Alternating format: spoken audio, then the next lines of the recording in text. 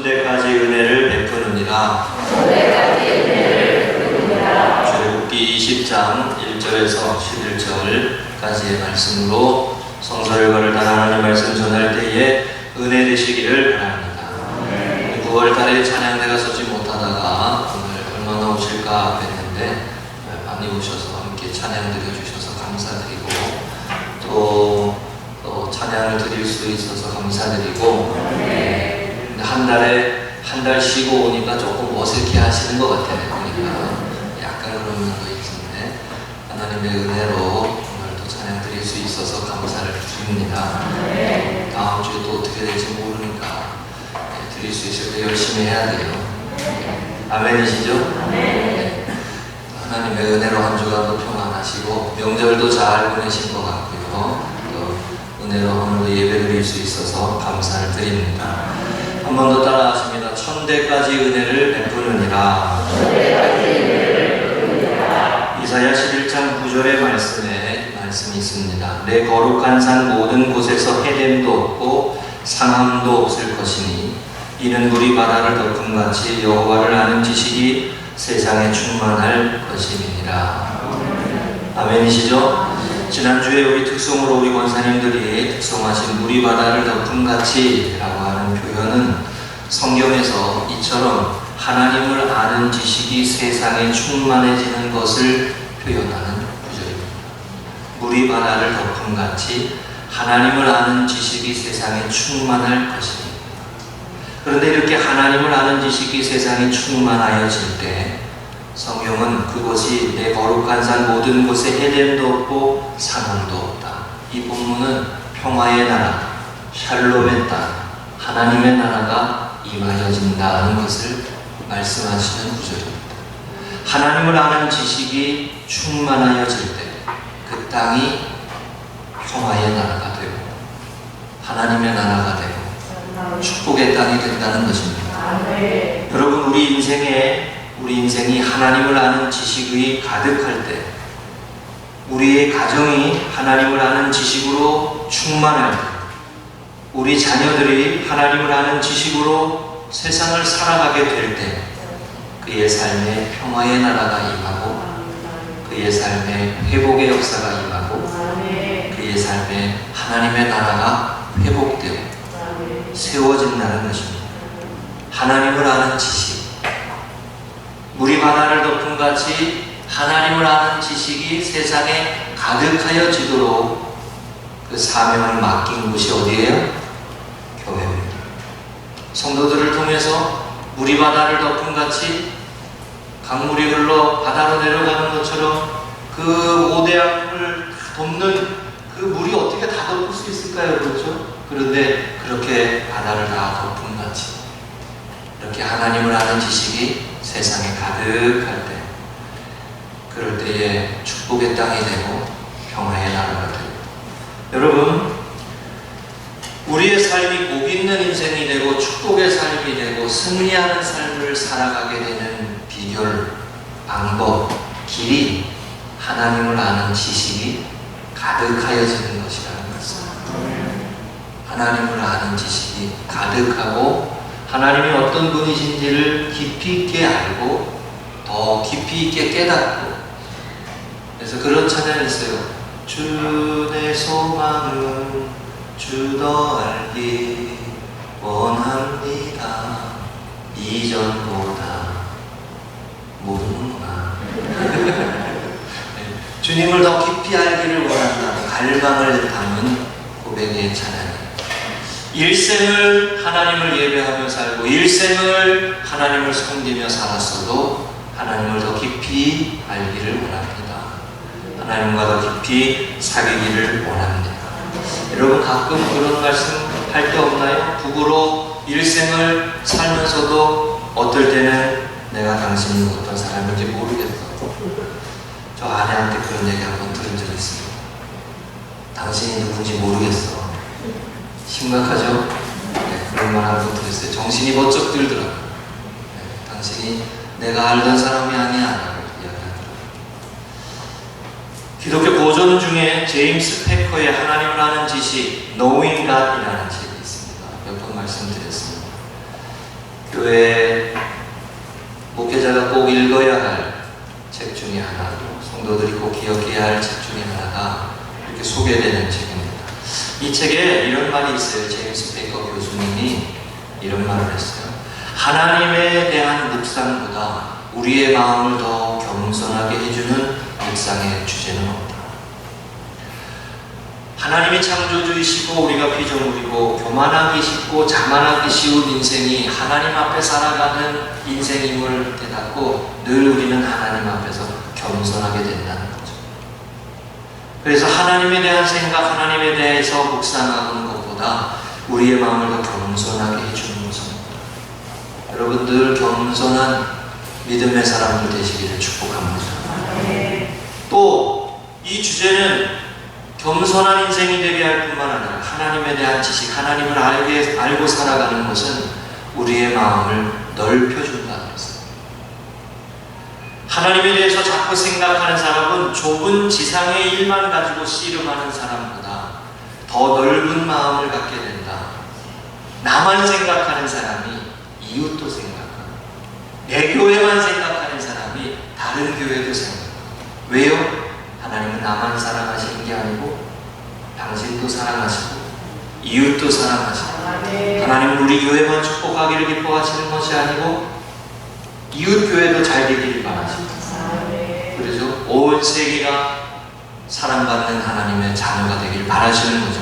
그러니까 하나님에 대해서 하나님을 아는 사람은 이기적이고 자기중심적이고 속 좁은 인간이 될 수밖에 없는, 나만 좋으면 돼라고 하는 이기적인 인생이 될 수밖에 없는 우리가 하나님을 알게 되면서 마음이 넓어집니다.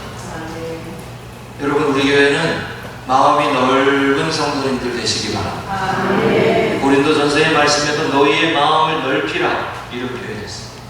마음을 좀 넓게 쓰라고 좁게 살지 말고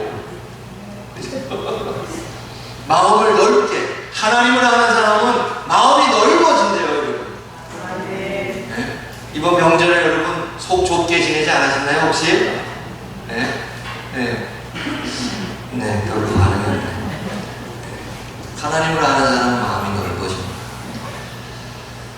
영혼을 넓혀주는 가장 뛰어난 연구는 그리스도에 대한, 십자가에 대한, 그분에 대한 학문이다. 신학을 말하는 거죠. 하나님을 생각하는, 하나님을 여는 것, 하나님이 어떤 분이신지를 아는 것, 삼위일체의 하나님이 어떤 분이신지를 아는 것, 그만큼 하나님을 알고 하나님 앞에서 살아가는 인생이 되는 것이 얼마나 귀한 인생인지를 말씀합니다. 하나님을 아는 지식을 갖고 살아야 합니다.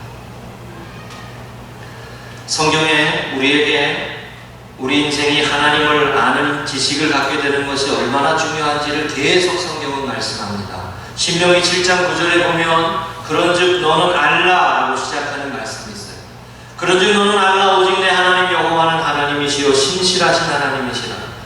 그를 사랑하고 그의 계명을 지키는 자에게는 천대까지 그의 언약을 이행하시며 인애를 베푸시되. 그런즉 너는 알아야 한다. 그런즉 너는 알아야 한다. 신명기가 어떤 말씀이라고 그랬어요 여러분?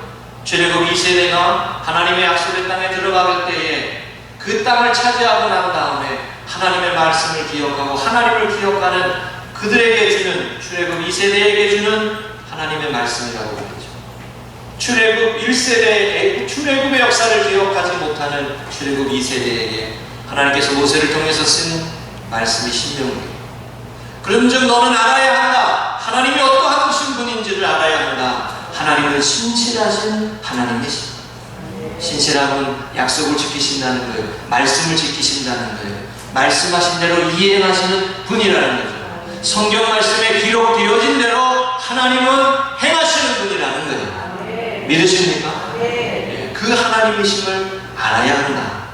그리고 그를 사랑하고 그의 계명을 지키는 자는 천대까지 그의 언약을 이행하십니다. 천대는 영원하다는 거예요. 끝까지 하나님을 사랑하고 하나님의 말씀을 지키는 자에게는 끝까지 그 언약을 이행하십니다. 말씀대로 살아가고 하나님의 뜻대로 순종하면 하나님은 끝까지 우리에게 복 있는 삶을 살아가도록 인도하시고 축복하신다는 거죠. 이걸 알아야 된다. 너는 알아야 된다.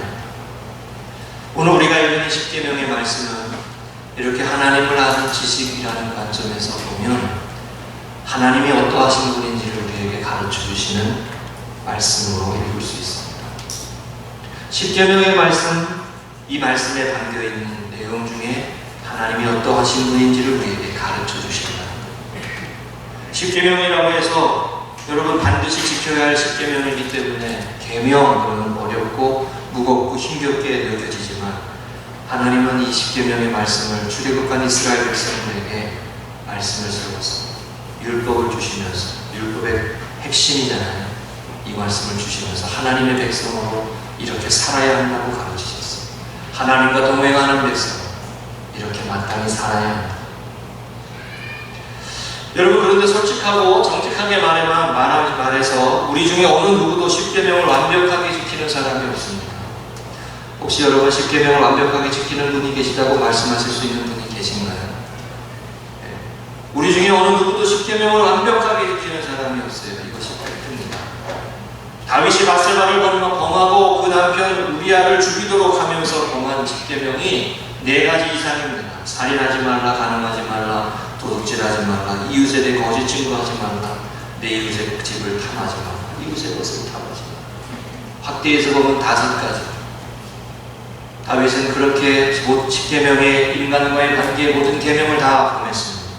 그런데 우리가 다윗과 같이 4가지, 5개를 다 범하지 않았다고 하더라도 적어도 1가지는 범했을 수 있어요. 살인과 간음은 아니라고 하더라도 도둑질하지 말라라고 하는 것에 걸리는 분은 있을 겁니다. 저는 있어요. 수박도 서리에 먹고 도서관에서 어떤 분의 지우개도 가지고 와서 안 갖다 주고 잊어버리고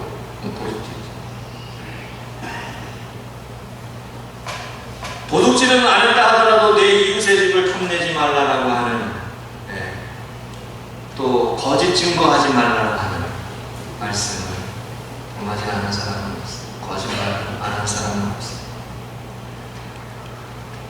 이 십계명은 우리에게 완벽하게 하나님의 사람으로 살아가기에는 어려운 율법이고 계명이라고 하는 것을 분명히 보여줍니다. 그러나 십계명은 하나님의 말씀으로 이렇게 살아야 한다고 우리에게 가르쳐 주시지만 이게 방향을 말합니다. 이쪽으로 가야 한다. 하나님이 함께 하시는 사람, 하나님의 백성, 하나님의 거룩한 백성들은 이 길로 가야 한다. 계속해서 말씀드리지만 여러분, 용서하지는 못하더라도 용서하려고 작정하며 살아야 한다는 것입니다. 원수를 사랑하지 못해도 사랑하려고 작정하며 결단하며 살아야 한다는 것입니다. 방향입니다. 하나님은 십계명을 통해서 우리에게 이 방향을 가르쳐 주십니다. 여러분과 저의 삶이 십계명의 말씀, 하나님의 말씀, 율법의 말씀을 분명하게 지키며 하나님의 거룩한 백성으로 살아갈 수 있는 믿음의 성도들의 삶의 방향을 잘 감당하시기를 주의 이름으로 축복합니다. 출애굽기 19장 6절에 보면 이 20장의 말씀에 나오기 바로 전에 출애굽한 목적에 대해서 말씀합니다. 우리가 몇 번 말씀드렸던 내용이죠. 너희가 내게 대하여 제사장 나라가 되며 거룩한 백성이 되리라. 너는 이 말을 이스라엘 자손들에게 전할지니라. 한번 따라가시죠. 제사장 나라, 거룩한 백성. 여러분 이 꼴 꼭 기억하세요. 제사장 나라가 되라고 우리를 부르셨어요. 거룩한 백성이 되라고 우리를 부르셨어요. 제사장 나라가 뭐예요, 여러분? 세상 나라, 하나님을 알지 못하는 나라, 하나님을 아는 지식이 없는 세상 속에 하나님과의 연결점을 세우고 하나님, 그들은 우리를 보며 하나님을 알게 됩니다. 제사장은 죄인들의 짐을, 죄를 가지고 하나님 앞에 나아가 속죄의 제사를 드리는 사람이고 끊어졌던 관계를 연결하는, 하나님과의 끊어졌던 관계를 연결하는 직분자. 제사장 나라가 되는 거예요. 목사님만 제사장이 아니에요. 교회가 제사장 나라가 되어야 돼요. 거룩한 백성이 되라고 하는 거예요. 레위기 말씀처럼 거룩한 백성, 하나님이 거룩하시기 때문에 우리도 거룩한 백성이 되어야 한다는 거예요. 그렇게 살아가도록 십계명을 주시고 율법을 주셨습니다. 여러분과 제가 이 율법의 말씀을, 십계명의 말씀을 중심에 두고 하나님의 말씀에 순종하며 하나님이 주시는 인도하시는 삶의 축복의 방향으로 나아가는 그런 은혜의 축복의 삶이 되시기를 주님의 이름으로 축복합니다. 십계명의 말씀은 이렇게 우리에게 원하고 바라시는 것이 하나님이 무엇인지를 가르쳐줄 뿐만 아니라 이곳에 하나님이 어떤 분이신지를 엿볼 수 있는 몇 가지 내용이 있습니다. 이 말씀 나눌 때에 하나님의 음성으로 들으시고 은혜 되시기를 바랍니다. 첫 번째 따라하십니다. 종되었던 집에서 인도하여 낸 하나님. 2절에 너를 애굽 땅 종되었던 집에서 인도하여 낸 내 하나님, 나는 너를 애굽 땅 종되었던 집에서 인도하여 낸 하나님 여호와라라고 말씀했습니다. 십계명을 주시는 장면이 성경에 신명기 5장과 출애굽기 20장 두 군데에 나오는데 신명기의 말씀에도 이 2절의 내용이 동일하게 나옵니다. 나는 너를 애굽 땅 종되었던 집에서 인도하여 낸 내 하나님 여호와라. 여기에 내용이 뭐예요? 애굽 땅 종되었던 집에서 인도하여 낸 하나님 여호와. 여러분 이런 말이 있습니다. 한번 PPT 같이 읽어보겠습니다. 시작. 십계명을 부정하는 이스라엘 다시금 노예로 전락하고 하노라. 이런 말이 있습니다. 십계명을 부정하는 이스라엘은 하나님의 백성은 다시금 노예로 전락하게 되고 합니다. 십계명의 말씀을 주시면서 하나님은 자유를 말씀하셨습니다. 자유. 종되었던 집에서, 애굽의 종되었던 삶에서, 노예된 삶에서 우상을 섬기고 죄악의 가운데 섬기고 탐욕과 이기심과 도시화된 삶의 모습 속에 하나님을 잊어버린 인생들이 살아가는 그 모습 속에 종되었던 모습에서 해방하십니다. 자유하게 하십니다. 노예가 된 삶에서 자유하게 하시는 은혜를 누리는 것, 여러분 이것이 신앙생활입니다. 십계명의 말씀은 율법이기 때문에 지켜야 하는 것이고 딱딱하고 어려운 것처럼 느끼지만, 그러나 성경의 말씀을 보면 이 십계명의 말씀이 우리를 자유하게 하시는 하나님의 은혜라고 가르치시는 거예요. 말씀이 없고 계명이 없고 하나님의 기준이 없는 사람은 멋대로 삽니다. 자기 멋대로 살아요. 욕망을 쫓아 살고 자기 중심적으로 살고 마음이 속이 좁고 이웃을 생각하지 않아요. 주변을 돌아보지 않아요. 그냥 자기 중심적으로 살고 노예가 된 삶. 종살이에 되었던 애굽의 생활, 노예로 살았던 애굽의 삶에서 출애굽기 역사는 부르셨어요. 제사장 나라 거룩한 백성을 탈출하게 하시고. 여러분 신앙생활은 이 종의 모습에서 탈출이 있어요. 우리의 눌려있는 노예의 삶에서, 우상 숭배하는 노예의 삶에서 거짓과 불의와 비진리와 비본질과 죄악투성이에서 우리를 끄집어서 자유하게 하시는 하나님의 은혜로 우리를 자유하게 하시는 하나님의 백성들은 이 방향으로 가라. 이게 십계명. 이 방향 제시를 하시는 이렇게 앞으로 살아. 그렇게 돼서 제사장 나라가 되고 거룩한 백성이 되어 계명이라는 말씀을 억압과 자유를 억누르는 명령으로 받는 분들이 많아요. 그러나 진실로 하나님을 아는 사람은 하나님을 믿는 것이 자유하는 삶임을 깨닫게 됩니다. 하나님을 예배하는 삶이 내 삶이 자유하게 된다는 걸 깨닫게 됩니다. 십계명은 노예와 우상 숭배와 거짓된 신을 섬기는 삶에서 하나님을, 참된 하나님을 예배하는 삶으로 우리를 바꾸어 가시는 하나님의 역사 가운데 이런 우리에게 주신 말씀. 여러분 우리가 하나님을 섬기는 것이 참된 자유를 누리는 삶이라고 하는 것을 깨닫는 것이 정말 중요합니다. 하나님을 섬기는 삶이, 하나님을 예배하는 삶이 우리를 짓누르고 있는 죄악과 어둠과 슬픔과 절망과, 제가 늘 말씀드리지만 우리를 노예화 만드는, 우리를 사단의 종로로 타게 만드는 그 삶에서 우리를 자유하게 하는 삶입니다. 여러분 이 자유가 여러분과 저의 삶에 항상 넘치시기를 주의 이름으로 축복합니다. 요한복음 8장 31절 32절에 예수님이 말씀하셨어요. 너희가 내 말을 지키고 거하라. 그리하면 진리를 알지니 진리가 너희를 자유케 하리라. 우리가 나중에 아는 진리를 알지니 진리가 너희를 자유케 하리라. 이 말씀만 보면 안 돼요. 이 앞에 구절이 분명히 있어요. 너희가 내 말을 지키고 그 안에 거하라. 그리하면 진리를 알지니. 하나님의 말씀을 지키고 살고 하나님을 예배하며 살고 하나님이 주신 계명과 명령과 말씀에 순종하며 살아가는 삶은 진리를 안다는 거예요. 아, 이것이 복이구나. 이렇게 살아야 하는구나. 이걸 안다는 거예요.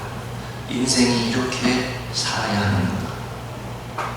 할렐루야. 어디로 가야 할지 모르고 무엇을 쫓아가야 할지 모르고 방향을 몰라고 헤매고 있는 수많은 모습들 속에 하나님은 계명의 말씀을 주시며 방향 제시를 하는 거예요. 이쪽으로 가야 한다. 하나님을 예배하는 삶이 자유의 삶이에요. 여러분, 이거를 분명히 고백할 수 있는 우리 성도님들 되시기를 축복합니다. 하나님을 섬기는 삶이 자유하는 삶이에요. 새벽에 어제인가도 새벽에도 나오는데 여기 안에서 여자애들 4명이 담배 피우고 있더라. 근데 꼭 그런 애들은 내가 지나가면은 꼭 내 앞으로 꽁초를 이렇게 가가지고 그냥 콕 해주고 싶어. 근데 그게 묶여있는 삶이라고 하는 걸 몰라요. 건너뿌리고 자기를 망가뜨리고 자기를 죽이는 거라는 걸 모르는 거예요. 그래서 지나다가 그냥 걔네들에게 복음을 전해야 되는데 들을 것 같지는 않고 그런 마음을 가지고 안타깝게 지나갔어요. 교회 갔어요. 저는 이렇게 옷을 입고 하니까 목회자인 걸 알 텐데 꼭 거기다 대는 거지.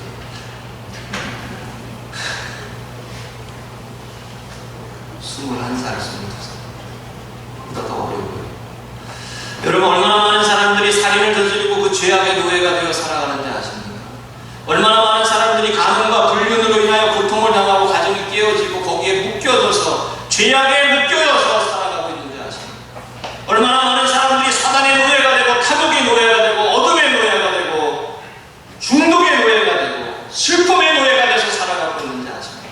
얼마나 많은 젊은이들이 빛을 잃고 탐욕과 그 젊은 시절의 희망과 즐거움으로 살아가지 못하고 의심과 시기와 질투의 노예가 돼서 살아가는지 아십니까? 얼마나 많은 사람들이 기쁨과 즐거움을 잃어버리고 다툼과 죄악으로 인한 죄책감과 정죄감에 짓눌려 살아가고 있는지 아십니까? 예수님을 믿는 것은 자유하는 삶입니다. 예수님을 믿는 것은 해방되는 삶입니다. 예수님을 믿는 것은 우리를 어둠에 있는 어둠과 죄악과 사단의 권세를 깨는 삶입니다. 이게 복음이요. 우리를 살리는 하나님의 은혜예요. 하나님을 섬기는 삶에는 이 종되었던 어둠과 세상의 종되었던 모습에서 우리를 자유하게 하시는 하나님의 은혜라는 거죠. 규율을 지켜야 한다. 법을 지켜야 한다고 오히려 깝깝해하고 아니면 정반대입니다. 살인, 간음, 불륜, 탐욕, 어둠, 슬픔, 절망, 우울감, 실패로 인한 상실로 인한 괴로움, 해결할 수 없는 내 삶에 나를 묶어버리고 나를 노예가 되게 하는 그 삶으로부터 자유하게 하시는 하나님의 은혜가 말씀입니다. 십계명이요. 살인하지 마라, 도적질하지 마라, 우상을 만들지 마라. 나는 너를 애굽 땅 종되었던 집에서 인도하여 낸 내 하나님 여호와.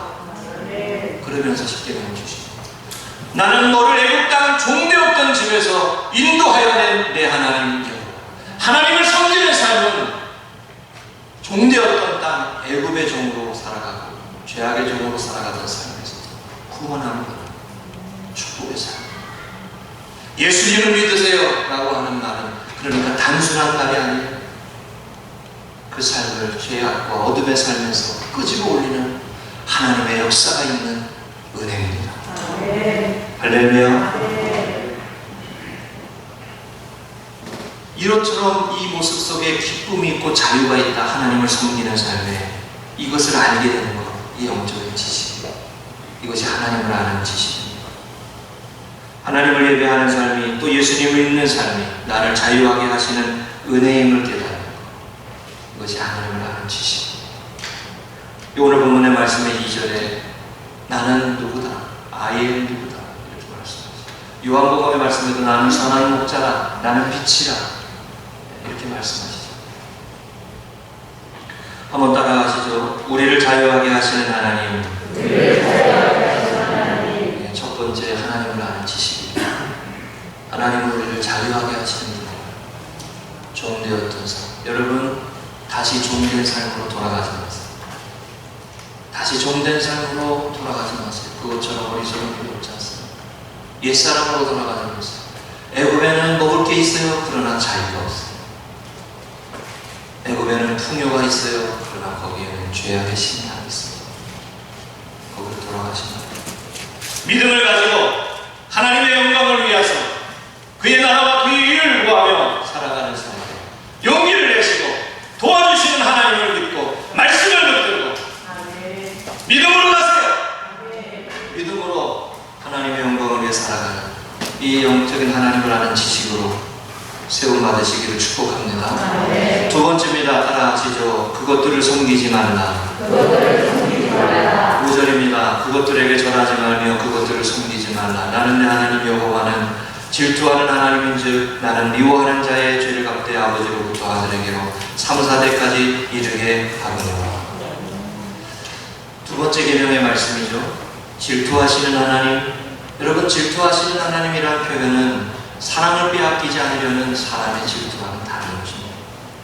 하나님을 바르게 섬기는 삶이 가장 자유하는 길입니다. 가장 축복의 삶입니다. 하나님을 예배드리며 살아가는 삶이 승리하는 삶입니다. 죄를 이기는 삶입니다. 여러분, 예배가 왜 중요한지 아세요? 하나님을 예배함으로 우리의 삶에 묶었던 사슬이 끊어지는 거예요. 죄악의 권세를 이기는 거예요. 사단의 권세를 깨뜨려지는 거예요.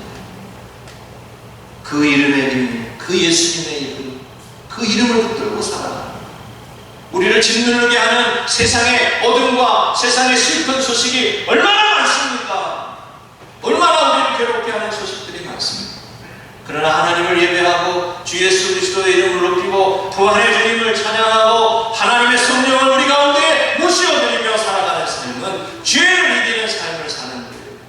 승리하는 삶을 살아가는 거예요. 그러니까 질투하게 하시기까지 우리가 하나님을 섬기는 삶으로 세워지기를 바라십니다. 다른 것을 섬기지 말라. 우상을 찾지 말라. 하나님만 섬기라.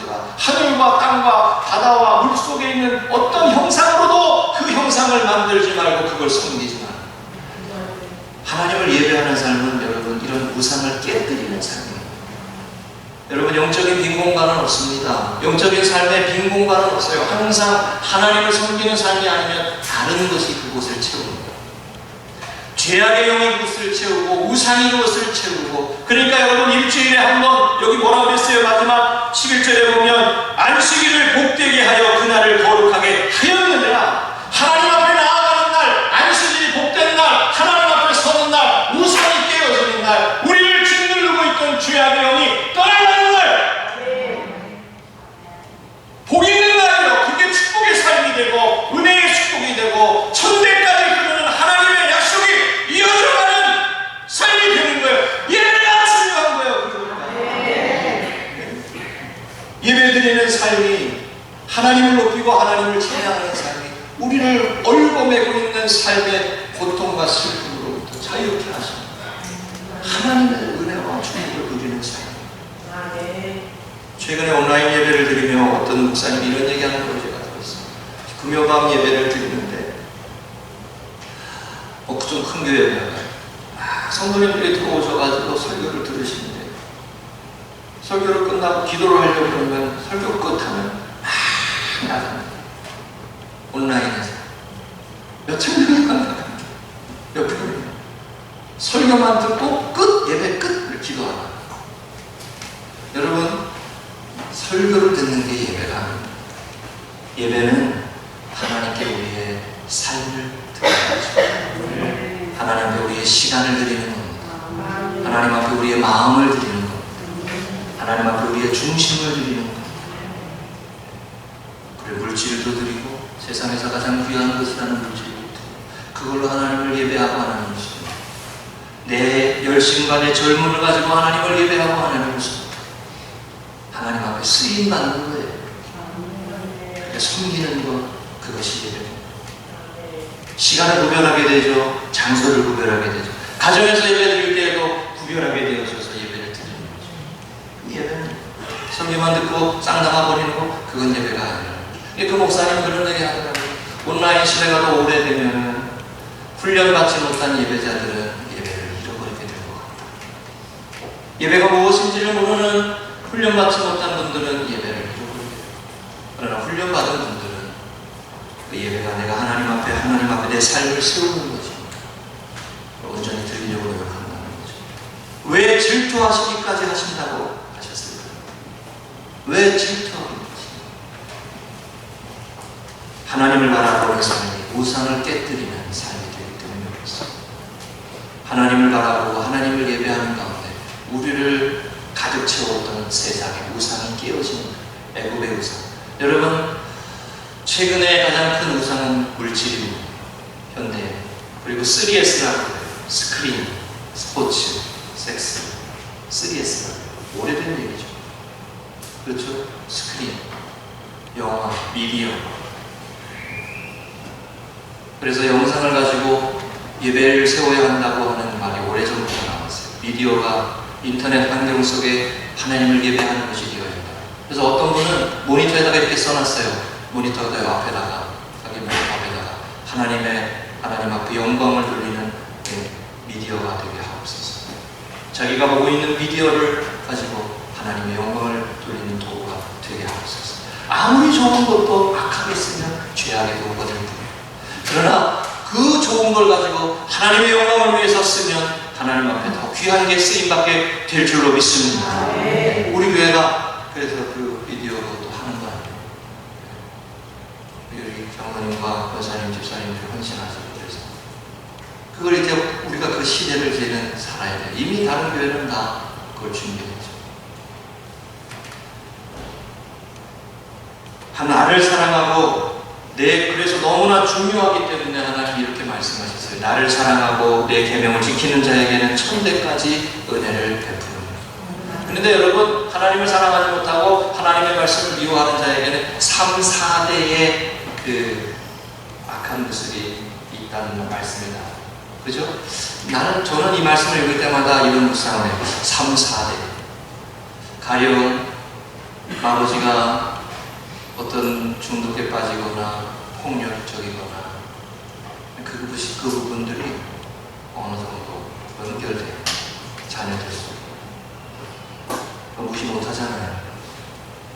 아무리 그렇게 살지, 난 아버지처럼 살지 않겠다라고 해도 어느 순간에 아버지를 닮아가는 것이 자녀들이죠. 3, 4대 악한 모습들이 흘러갑니다. 그런데 하나님의 말씀의 계명을 지키고 하나님의 말씀을 사랑하고 하나님의 말씀을 붙들고 살면 영원토록 축복하시리라. 자, 여러분, 여기 영적인 지식이, 하나님을 아는 지식이 있습니다. 하나님을 바르게 섬기는 삶에는 반드시 축복이 있습니다. 이 하나님을 아는 지식. 한번 따라하시죠. 하나님을 바르게 섬기는 삶에는 반드시 축복이 있습니다.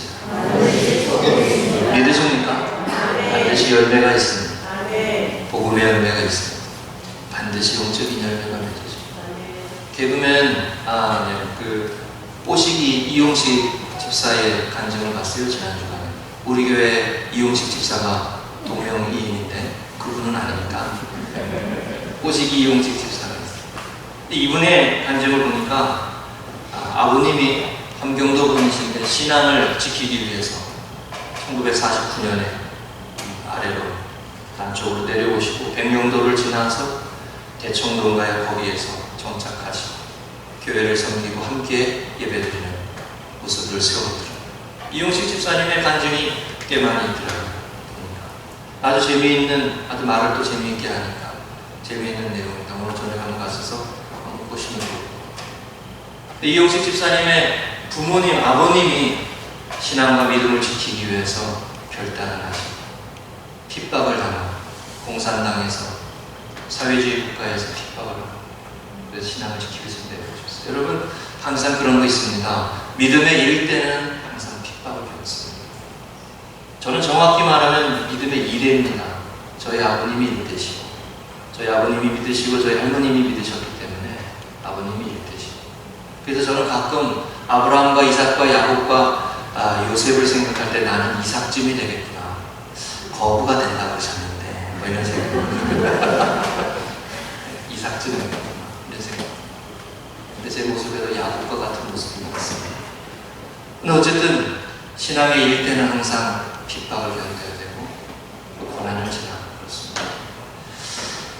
사형제 중에 막내인데 이용식 집사님이 이분이 그 아내를 만나게 된 이야기가 있어요.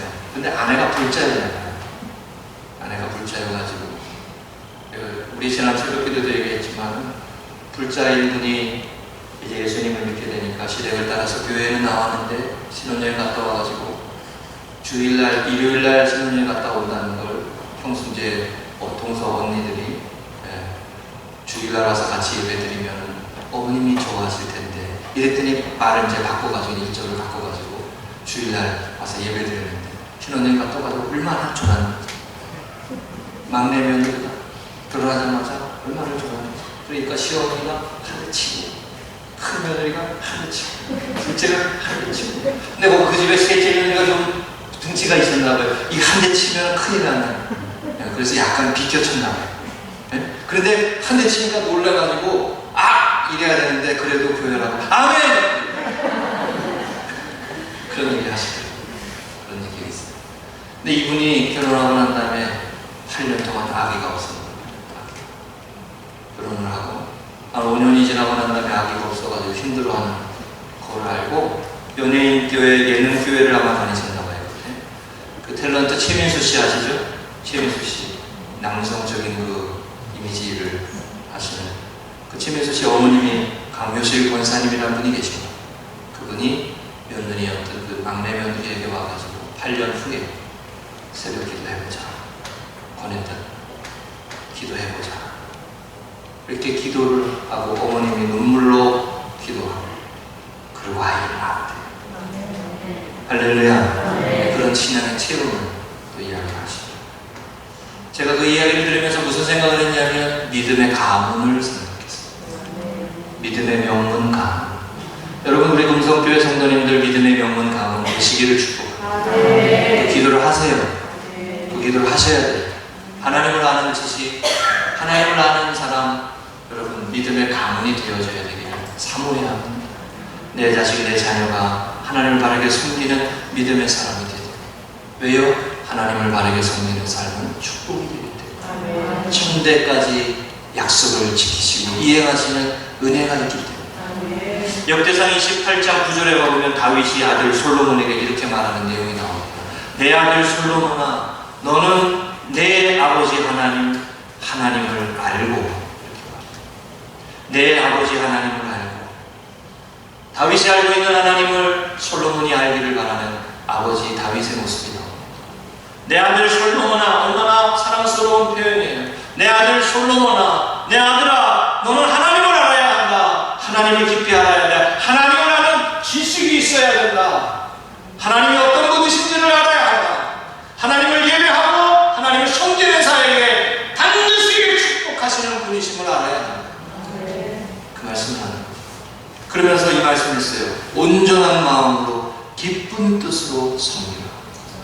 억지로 섬기지 말고 온전한 마음으로 기쁜 뜻으로 섬기라. 여러분 신앙생활 억지로 할 수 있는 게 아닙니다. 예수 그리스도 안에서 내 삶이 자유하게 되고 예수 그리스도 안에서 내 삶이 출애굽한 축복의 삶을 살게 된다는 것을 깨닫게 되고 예수님을 믿는 것이 구원받는 것이 생명의 삶임을 깨닫게 되면 여러분 예배드리지 말라 그래도 예배드리러 가게 돼요. 예배가 내 삶을 세우는 축복이 되고 우상을 깨고 어둠을 깨는 하나님의 역사가 임하여지는 것이 예배의 시간이라는 것을 깨닫게 되면 예배드리러 가는 거예요. 여러분 억지로 하지 마세요. 기쁨으로 하시기를 바랍니다. 하실 수 없으면 할 수 있는 만큼만 하세요. 저는 그냥 기도만 할게요. 하나님 알게 해주세요. 저도 잘 모르지만 하나님 더 깊이 깨닫게 해주세요. 믿음의 전통이 이어져 가게 하옵소서. 믿음의 가문이 세워지게 하옵소서. 이용식 집사님이 겉으로 보면 제가 보니까 간증을 보니까 그런 거 있더라고요. 텔레비전에서 보는 거하고 완전히 다른 스타일. 속으면 안 돼. 우리는 다 속는 거예요. 이미지 메이킹에 다 속아. 그 인생을 들여다보면 또 다른 고민이 있고 아픔이 있고 괴로움이 있고. 한번 따라하시죠. 온전한 마음으로, 기쁜 뜻으로, 온전한 마음으로, 안전한 마음으로 섬기라는 거예요. 마음을 다해서 섬기라는 거예요. 네? 그냥 거치려고 하지 말고 마음을 다해서, 중심을 다해서, 진심으로. 제가 늘 말씀드리잖아요. 우리 집 강아지도 마음을 다해서 집을 사랑해주는 주인이 누군지를 안다고. 저희 집 강아지는 제가 먹을 것만 있으면 오고 없으면 안 와. 제 곁에 안 와. 마음을 다해서 살아가는 삶이 누군지 하나님이 모르실까요? 왜 모르세요? 어떻게 모르실 수가 있어요? 우리가 하나님을 중심을 다해서 바르게 섬겨요. 내 아들아, 내 아들 솔로몬아, 너는 내 아버지 하나님을 알고 온전한 마음으로 기쁜 뜻으로 섬기라. 온전한 마음으로 섬기라. 여러분의 자녀들이 온전한 마음으로 하나님을 섬기는 믿음의 후손들이 되시기를 주의 이름으로 축복합니다. 그리고 명문 가문이 되도록 기도하세요. 명문 가문이 되도록 기도하세요. 믿음의 명문 가문이 되도록 기도하세요.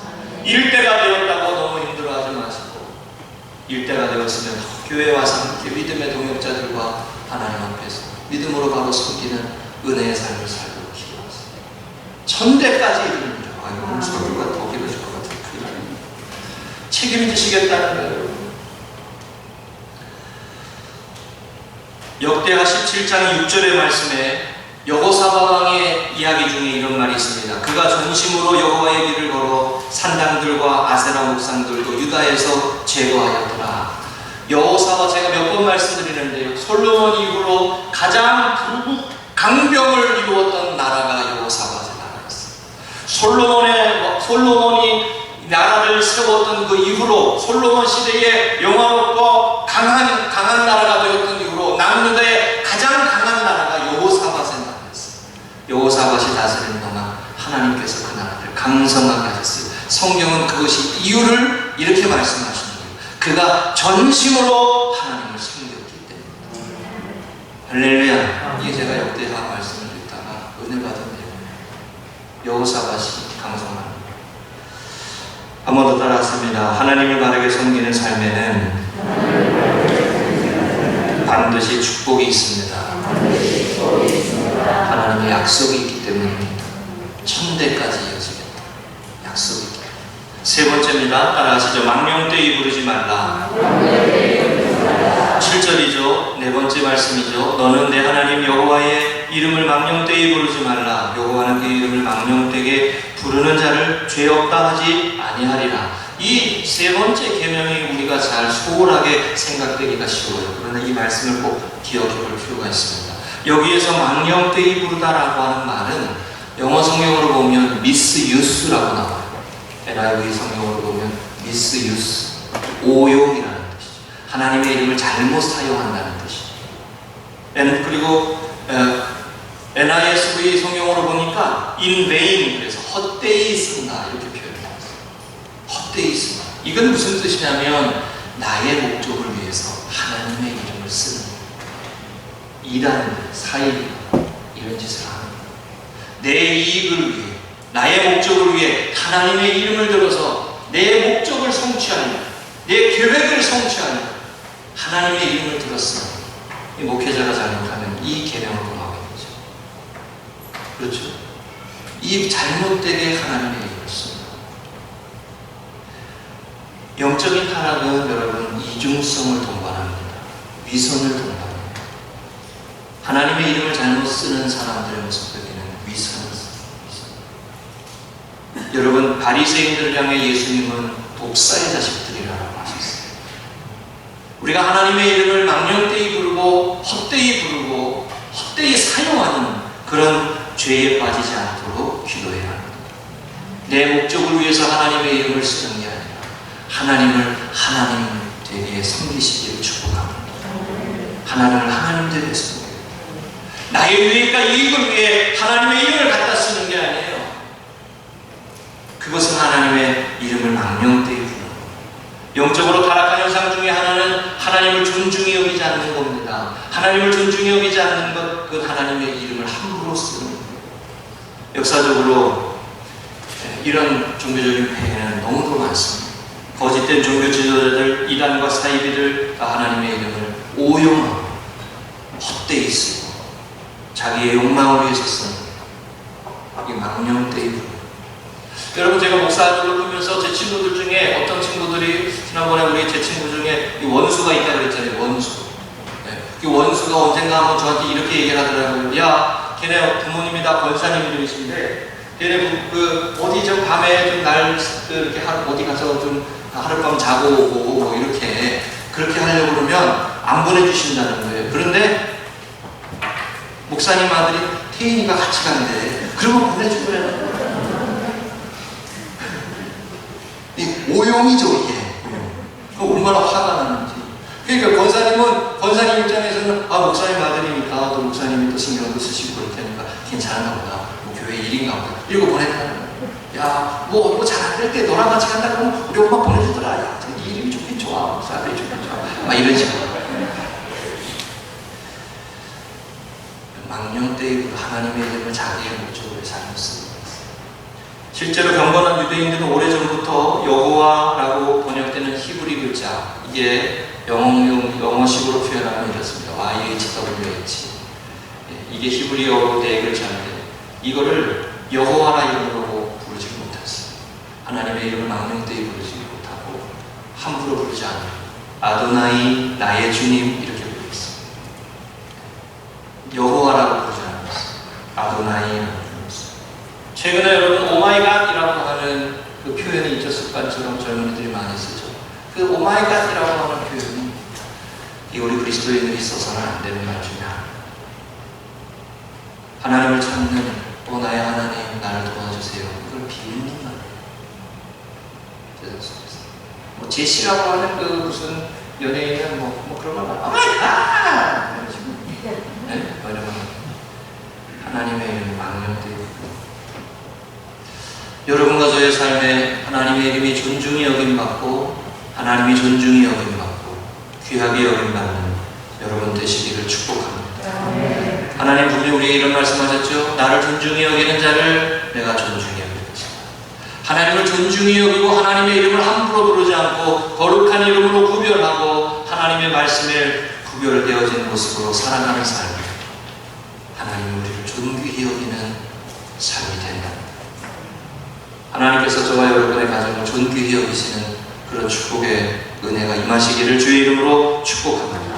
이사야서 6장 5절에 보면은 이사야 선지자가 그래서 이렇게 말했어요. 그때 내가 말하되 바로가 나여 망하게 되었도다. 나는 입술이 부정한 사람이요 나는 입술이 부정한 백성 가운데 거주하면서 만군의 여호와이신 왕을 배웠습니다. 이게 여러분 입술이 부정하다는 표현이 무슨 말이냐면 거짓말하고 위선적이고 그런 말하는 죄악이 있는 사람들 속에 하나님이 되었다. 지난주에 시편 56편 10절에 이런 말씀이 있습니다. 내가 하나님을 의지하여 그의 말씀을 찬송하며 여호와를 의지하여 그의 말씀을 찬송하리이다. 다윗은 하나님의 말씀을 의지하여 하나님을 찬송한다고 했어요. 하나님을 의지하여 하나님의 말씀을 늘 찬송하는 거예요. 우리는 여러분 하나님의 이름을 망령되이 부르는 게 아니라 하나님의 말씀을 찬송하는 자로 살아야 할 줄로 믿습니다. 위기의 순간에, 어려움의 순간에, 고민의 순간에 하나님의 이름을 거룩하게 부르는 백성이 되어야 됩니다. 하나님의 여호와의 이름을 거룩하게 부르고 하나님의 말씀을 찬송하고 하나님의 약속을 붙들고 기도하고 하나님의 약속의 말씀을 붙들고 찬송하는 거예요. 위기의 순간에 말씀을 붙들고 찬송한다. 이게 다윗의 영성입니다. 위기의 순간에 말씀을 붙들고 한번 따라 하시죠. 하나님을 존중히 여기는 자는 하나님께서 존중히 여기십니다. 하나님을 아는 지식입니다. 저와 여러분이 하나님 앞에서 바른 지식을 가지고 십계명을 통해서 우리에게 주시는 하나님의 방향을 바르게 잡고 자유하게 하시는 하나님, 천대까지 복을 주시기를 기뻐하시는 하나님, 우리를 존중히 여기시고 우리를 높여주시기를 원하시는 하나님, 그 하나님의 은혜가 저와 여러분의 가정 속에 삶의 속에 임하시기를 주의 이름으로 축복합니다.